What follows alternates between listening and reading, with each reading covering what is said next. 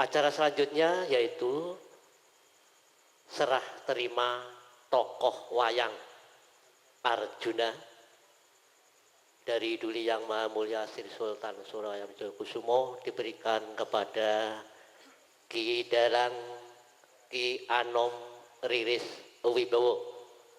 Kepada beliau dipersilakan untuk berdiri menerima tokoh wayang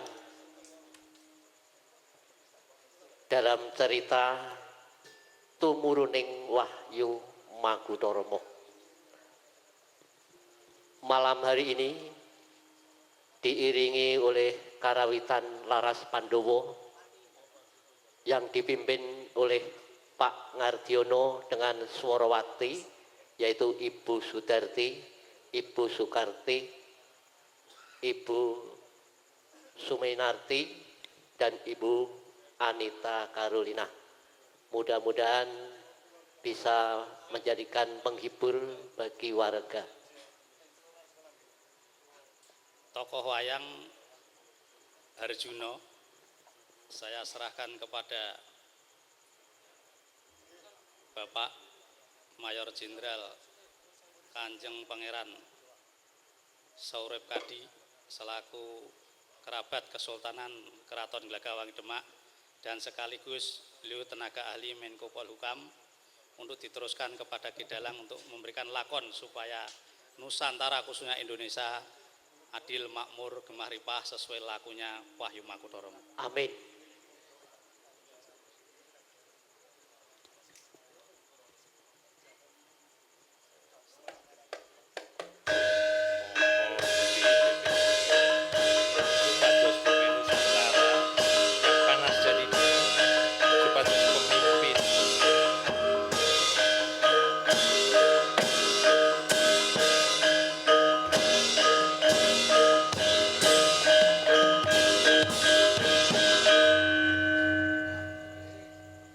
Demikian tadi Bapak-Bapak Ibu yang berbahagia, serah terima wayang kulit dari Duli Yang Maha Mulia diberikan kepada Dalang Ki Anom Riris Wibowo. Selanjutnya yaitu pagelaran wayang kulit semalam suntuk dengan lakon Tumuruning Wahyu Magutoromo diperankan oleh Ki Anom Riris Wibowo, diiringi oleh karawitan Laras Pandowo yang dipimpin oleh Pak Ngardiono dengan Ki Swarawati, Ibu Sudarti, Ibu Sukarni, Ibu Suminarni, dan Ibu Anita Carolin. Untuk selanjutnya dipersilahkan jalannya pagelaran. Terima kasih. Bapak-bapak Ibu yang berbahagia, demikian tadi acara Jumpa Legen satu persatu sudah kami selesaikan. Saya yang sebagai pembawa acara, apabila ada kesalahan saya mohon maaf. Wassalamualaikum warahmatullahi wabarakatuh.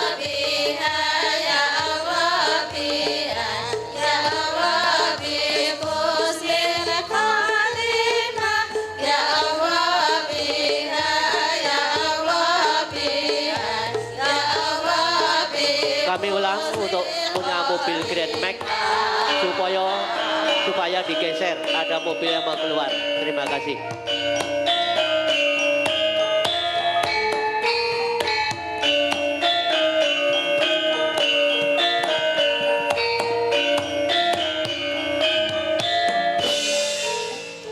Ya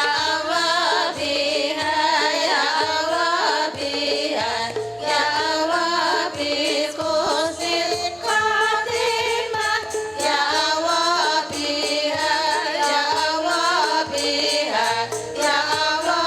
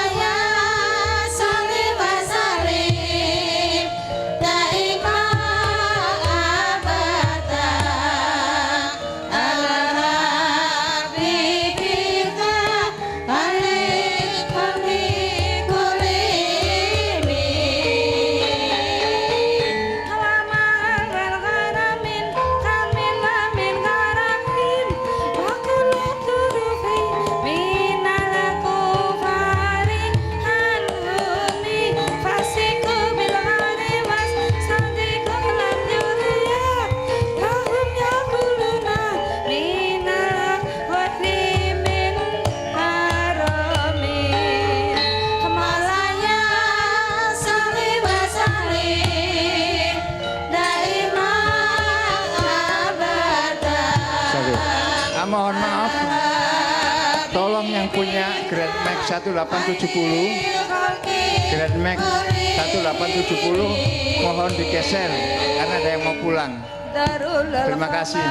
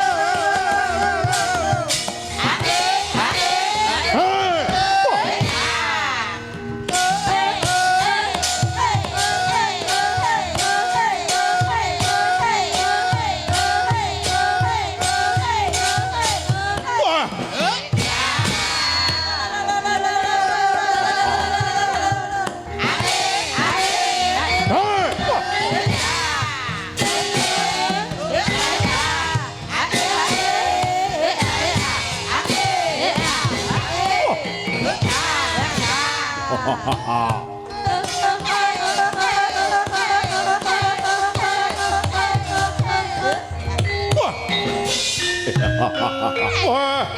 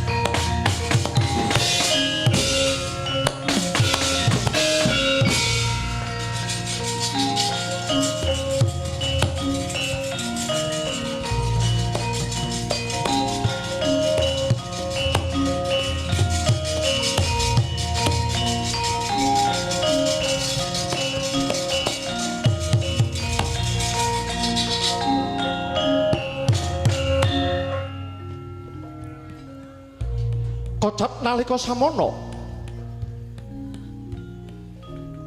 mangkono sang Begawan Kunto Wibisana arsa munggah mring Lokabaka munggah marang tepet suci ilane ujare para kuna manungsa yen wis pinesti nyedhaki marang patine sok isa weruh kahanan kang alus.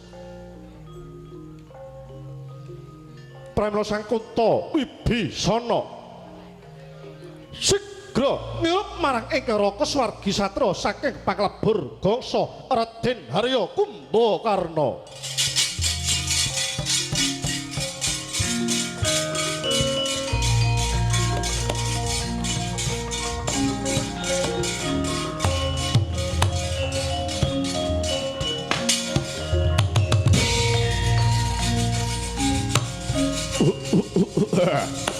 Wah, adikku deh, Gunawan.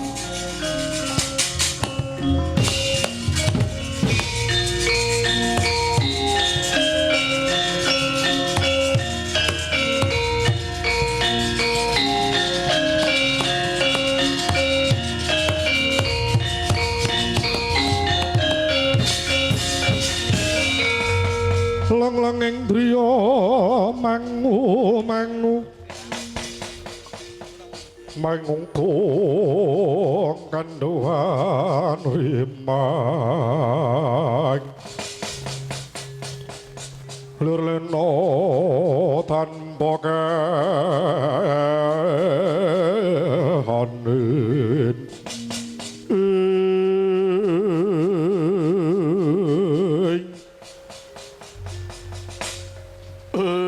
adikku deh Gunawan Wibisana kowe sing tak tresnani Gunawan. Injih Kakang Mas. Pangabekti kula mugi kunjuk Kakang Mas Kumbakarna. Iya. Pangabektimu wis tak tampa Yayi. Akarya bungadasipun Kakang Dewi Gunawan Wibisana. Wah, lakon kok kaya mangkene iki piye Gunawan? Kados pundi Kakang Mas? Cethane aku ki kasihku marang sing gawe urip. Katitik aku durung bisa sampurna uripku ning alam antara. Paribasane ngalor ngidul ngetan ngulon aku mung katut lakune angin Gunawan. Kowe arep suwita marang Prabu Rama, kowe tak eloni ora gelem. Nganti aku kasempyok ing ngaradan kanthi Kakang Prabu Dasamuka. Ing mongko aku wis sumpah, aku wis prasetya nggonku gelem perang iki ora merga nggonku mbelani marang Kakang Prabu Dasamuka. Ingkang darbe watak angkara murka prawan. Nanging aku ki mung mligi belane wutah getihku negara Ngalengka. Wah, jebulane isih kleru Gunawan. Nyatane patiku ora sampurna bareng tak rasa aku isih kedondongan luput. Jalaran aku isih gelem perang mateni para kethek-kethek. Mula bareng aku wis temekane mati. Aku ora bisa sampurna, terus aku kudu piye Gunawan? Duh, Kakang Mas. Dinten menika Mang Mas padake mawon. Awet kula nggih badhe minggah wonten tempat suci, minggah wonten Lokabaka. Yen ngono aku melu kuwe ya Gunawan. Mboten saged. Sebabe sedaya menika sampun ginaris dhateng pepestene Gusti Kang Akarya Jagat. Laku banjur piye? Ngaten mawon Kakang Mas. Paduka saged sampurna menapa paduka menika pinanggih dhateng kadang panenggak Pandhawa kekasih Raden Werkudara. Lah inggih menika ingkang saged margakake Kakang Mas Kumbakarna mangpadosipun Raden Werkudara Kakang Mas.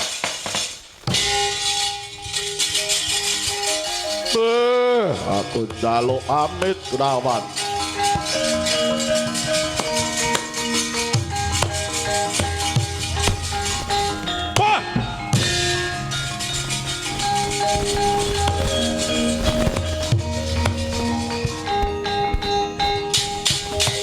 Laing menapa wau Sang Begawan Kunto Wibisana sigra mangsa semedi kawista rawa sedakep salku tunggal nutupi babano ngalangaken Pancandriya Panca Lima Driya hangrangen sigra berat nafsu patang prakara.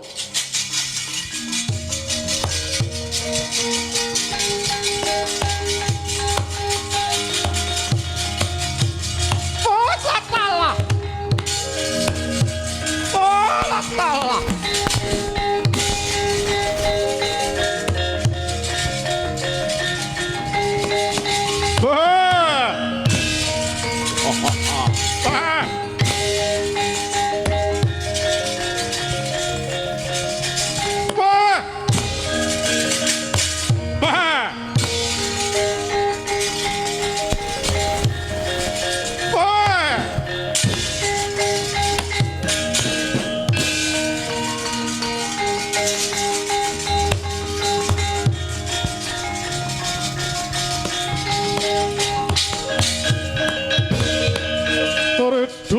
Mawur mangawur urahan tangarane ngajurit kong maguru kongso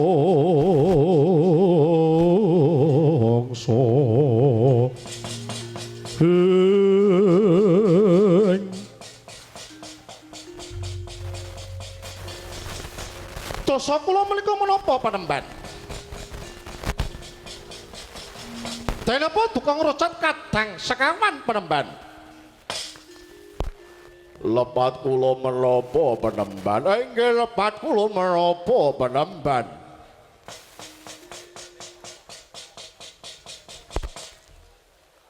Kadangku kabeh catur warna abang, ireng, kuning, putih tegese alulamah amarah supiah laman mutmainah kabeh padha sumurupa ya. Ing Nang sepisan suneda nrimo kelawan sira kabeh. Jalaran sira wis suka sabiyantu marang aku nalika aku nindakno marang darmane urip. Mula tanpa pambiyantumu aku ora bisa rumagang gawe sing kaya mangkene iki. Panembahan. Kados pundi kersanipun Panembahan Gunawan Wibisana sing kaping pindho nggih? Dene iki wis wancine munggah mring Lokabaka, munggah marang tempat suci. Mula prasajan wae paripeksa aku ora bisa nganti marang sira kabeh. Jalaran nafsu papat iki menggone pirantine manungsa nalika uripe ana ing alam donya. Anggone nindakno darmane urip ana ing Madyapada. Mula prabot kang mangkono ki mau ora ana gunane. Yen mesti diwancine tinimbalan marang kersane Gusti Kang Maha Kuwasa. Waduh, Panembahan. Lajeng kula kados pundi? Lajeng kula kados pundi, Panembahan? Iya. Dina iki sira bakal ndak paringi dawuh. Golek ana kadang panenge Pandhawa ing Madukara kekasih Raden Arjuna. Ya mong panjenengan bisa nyampurnakno kowe kabeh. Menawa kadon kula nyuwun pamit Panembahan. Ya sing prayitna sing ati-ati. Ndak suwunake pangapura marang Gusti muga-muga sira kabeh ketemu Kang Sirapaya. Lan aja nganti kariku mlebeting bendera palapa mawe Prabawa budhalmu sira kabeh ya.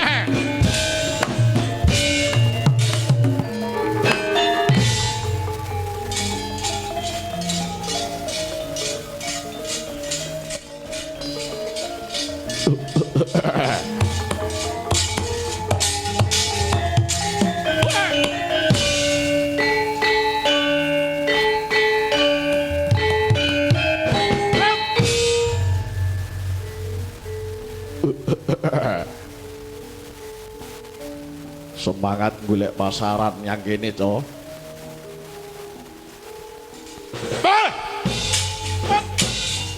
Oh, ah, oh, ah. Oh, ah, what,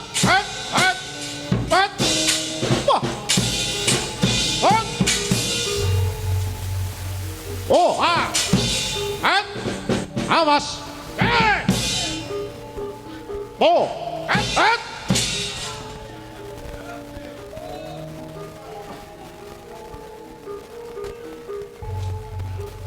oh, oh, ah, oh, oh, oh,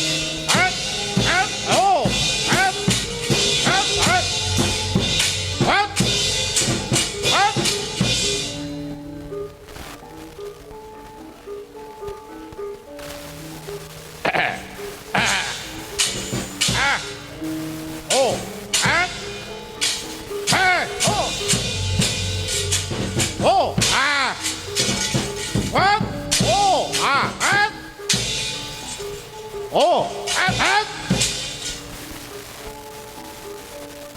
Wah. Oh, ah. Oh, ah. Wah. Et.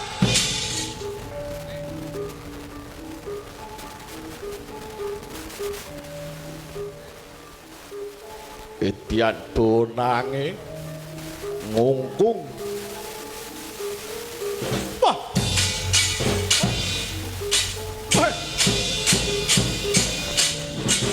Wah.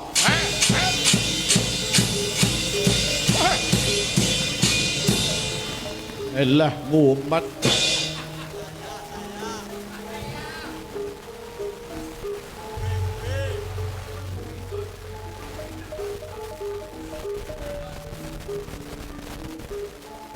Ayo, tangi.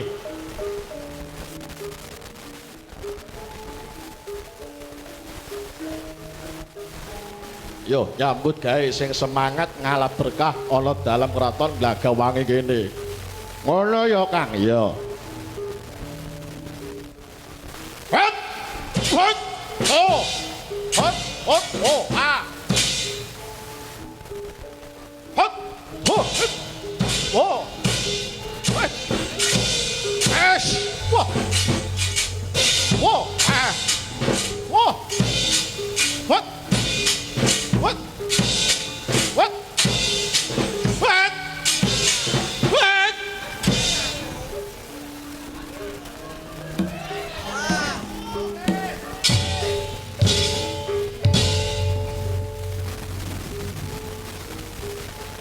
Ngombe.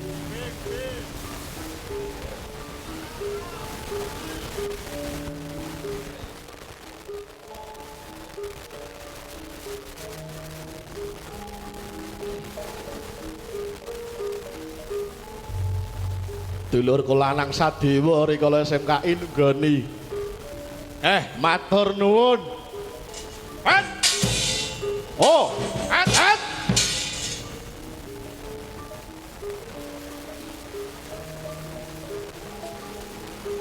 Oh, hat.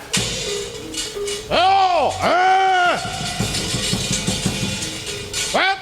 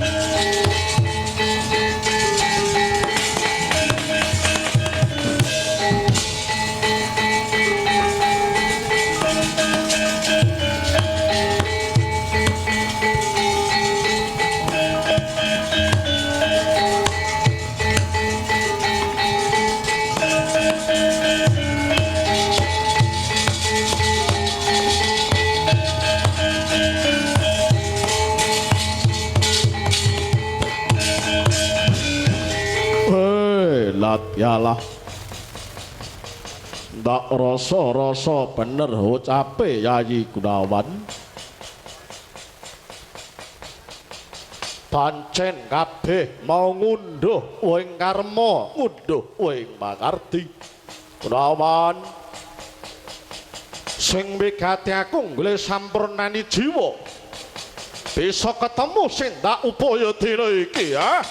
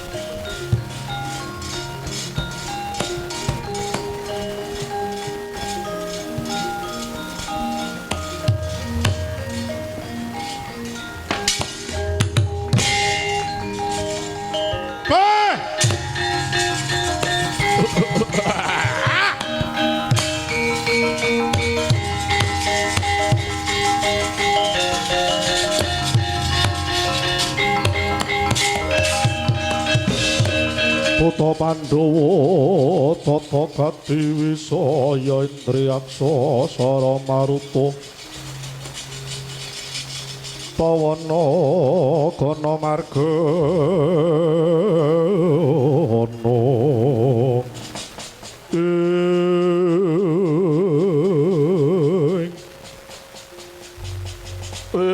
Latyalah eneng manungsa gagah gedhe dhuwur ngaglah ing tenging prapatan kowe sapa Gus wah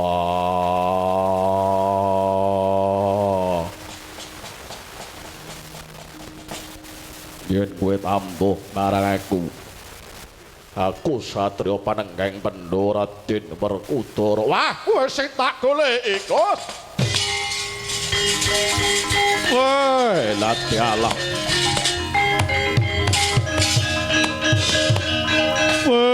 wes nggon kang ranti kowe jebolane aku diparengke marang Gusti bisa ketemu lawan kowe Werkudara ketemu wae durung tau kowe iki bangsane apa ing atase manungsa ya ora yen jim ya ora ngregemeng ngono kuwi mau aku sipate kumara aku kumarane satra panglebur gangsa Raden Kumbakarna Dara aku kinundut dening kuwasa ngunduh ing pakarti ngrasuk ing panggawe miturut katrangan sing tak tampa swargi adhiku Si Gunawan Wibisana aku iso sempurna uripku yeto sing nyampurnakna satra panegak Pandhawa Raden Werkudara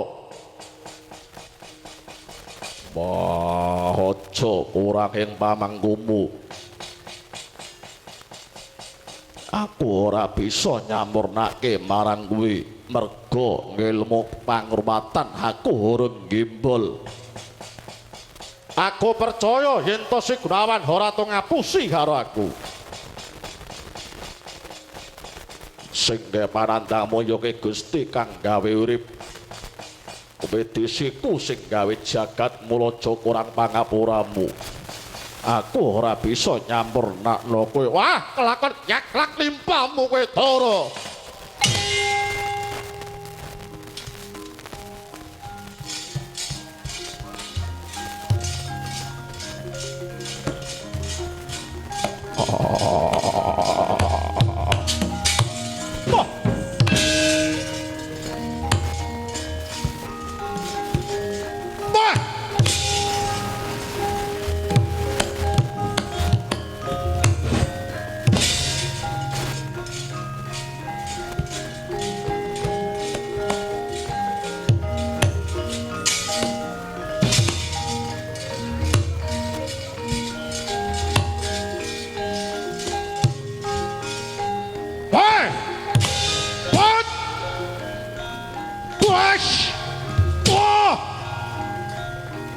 dia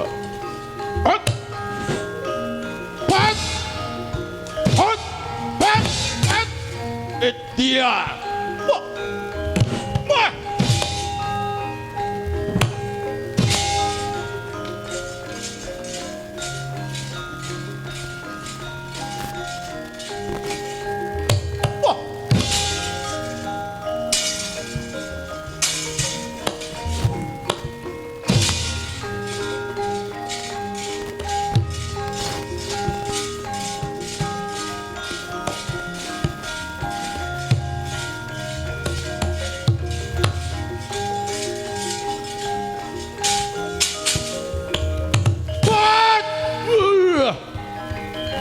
wah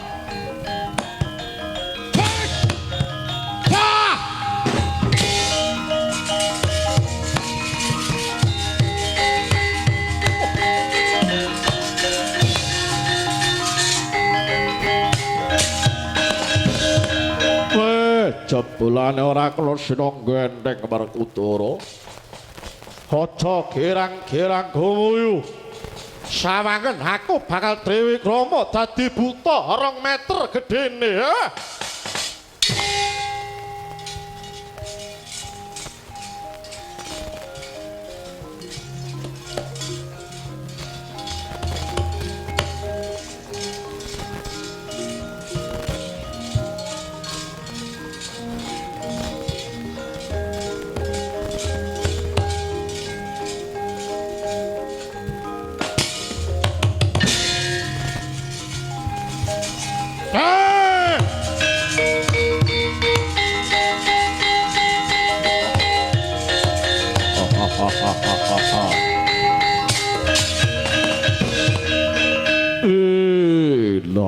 Allah.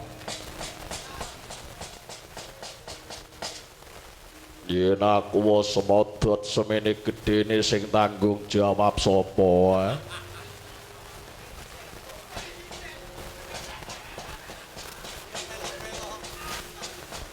Bu Sinden.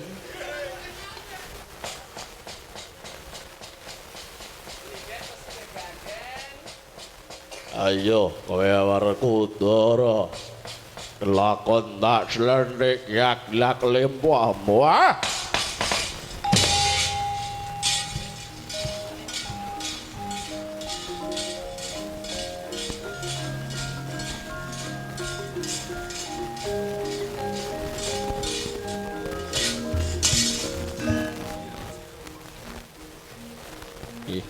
Biar kejeron lekun jero lekun jabut cok lekun nancepno kejeron iki Petian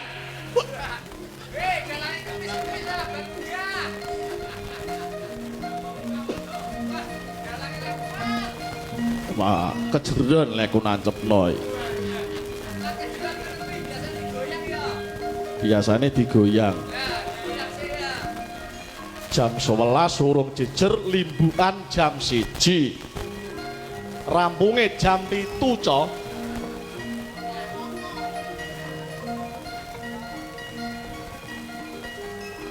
udutin dhisik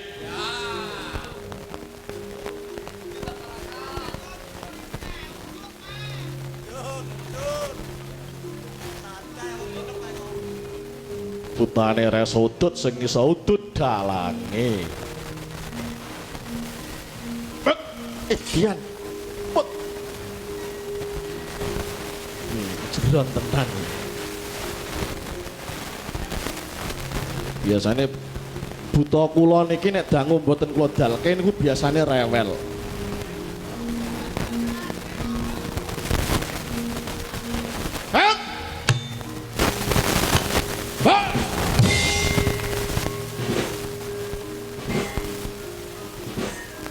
diguyu dulurku lanang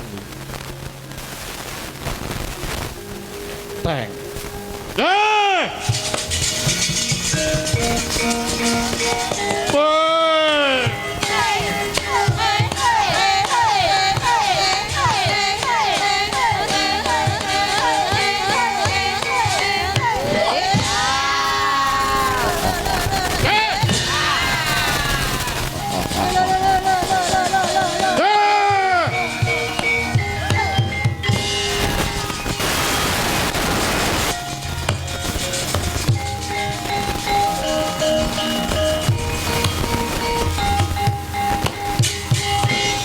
Masya Allah. Ayo warek Udara.